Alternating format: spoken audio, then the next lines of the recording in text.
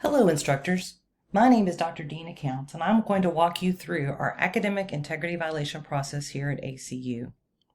Now this process follows three phases and you'll see the full three phases in each step here below in the following document. Phase 1 is investigation, Phase 2 is deliberation, and Phase 3 is reporting. But because there's a lot of details and information, I know some of you may not want to read or slog through that. So I've given you the short and sweet of it up here, but a lot of the details are below. Now this is an asynchronous process where you can communicate with the student via email or Canvas inbox. So first of all, when we look at our investigation phase, that is point 1, 2, and 3 here. So you suspect an AIV, talk to your program director, see if they agree with you, and if they suggest you go forward with the academic integrity violation process. If your program director agrees that you need to go forward, then go ahead and send the assignment or the discussion to 2 other faculty members, and we do need to de-identify the students' names. I would send also any supporting documentation that might support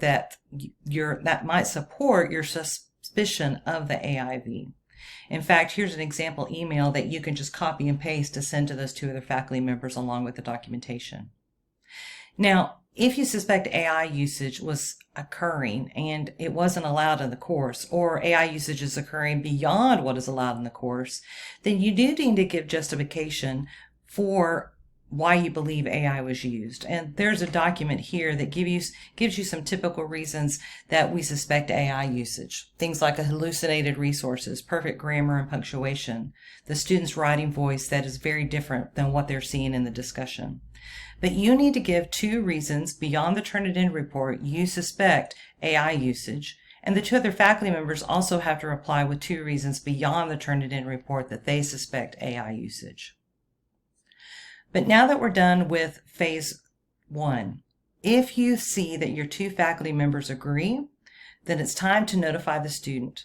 Email and Canvas inbox the student with an explanation of what you have found and why you suspect an academic integrity violation. In this document, there are example emails that you can copy and paste and just edit as needed to show the student why you suspect an AIV. I do usually put in my subject line of that inbox message that please reply in 3 days because I'm trying to make sure they don't blow off my message.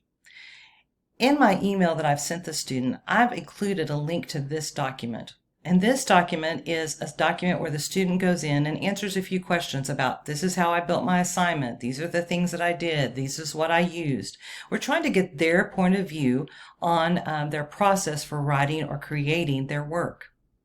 Remember, we're trying to approach this AIV process as a learning situation. We're not trying to tell a student that they're bad or evil, but rather a learning conversation so that the student understands what they did wrong and what they can improve next time. Now, if the student does not reply, go ahead and go to step 7 here.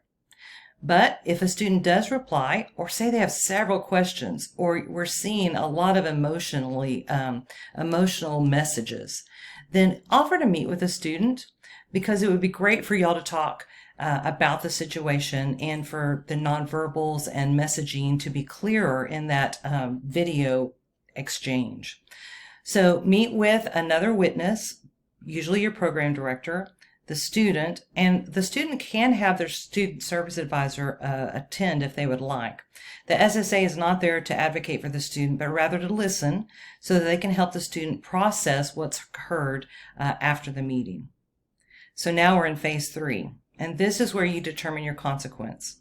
The consequence does have to align with what's allowed in the syllabus. A 0 in the course, a 0 in the assignment, an F for that work, whatever you decide to do that aligns with the syllabus. But there's also here a support document that has another example email that after you make your decision on the consequence, and typically you talk to your program director, you send them a follow-up email saying this is what we found, this is what we decided, here's the consequence, and that the student has the ability to appeal to their dean who oversees the course.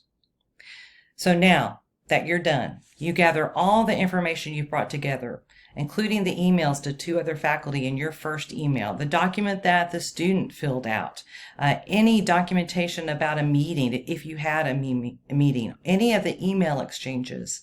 You put them all in one document, and you can email it to me at dina.counts@acu.edu. But after Fall 1, all of these documents will be going to the dean of that college, and you can ask your program director who that is. So that's a quick overview of our process, but I also would like to show you a few things down here in the detailed process. For instance, you may find that you get a discussion post that you believe might be written by AI. If so, you can complete this form for the instructional design team, and they will run the discussion post through Turnitin for you. But a warning that the document does have to have 300 words or more in order for Turnitin to be able to do the assessment. Also, when we look at academic integrity violations, of course, plagiarism, use of AI beyond what is allowed in a course, cheating are all AIVs. But also, currently, our discussion boards are set up that a student cannot have access to the discussion until they post. So sometimes students will do a workaround and they'll do a blank post to get access to the discussion, read what other students have done, and then create their own post. We allow students to do that one time in a course, but the second time we do tell students that we're going to file an academic integrity violation. So what I typically do when I'm teaching a course is if I see it occur, I warn the student that it could be considered an AIV if they do it a second time. All right, so some other supports, the example emails are in here. There's also the guidance on how to provide justification for an AI usage. Also, there is information if you would like to create a screencast for the student instead of sending them an email. You can do that. There's information about that. We do have students complete this document here, which I've talked to you about, and I'm going to show that to you real quickly. We'd have you make a copy of that document so that you're not using the template for it. But you'll see here that they answer these questions and fill it out, and then they download it and send it to you. So we ask them about their process of creation, any proof they might have to show that they didn't do a violation, information they'd like to share, and the questions they might have. And then as we go back to our original document here, again, we suggest that you meet with the student if it seems to be an elevated conversation, it gets emotionally elevated. There's, again, that support document with the example emails in it. And make sure that in the final email to the student that you do tell them the student has 5 days to appeal, and they appeal to their dean's office.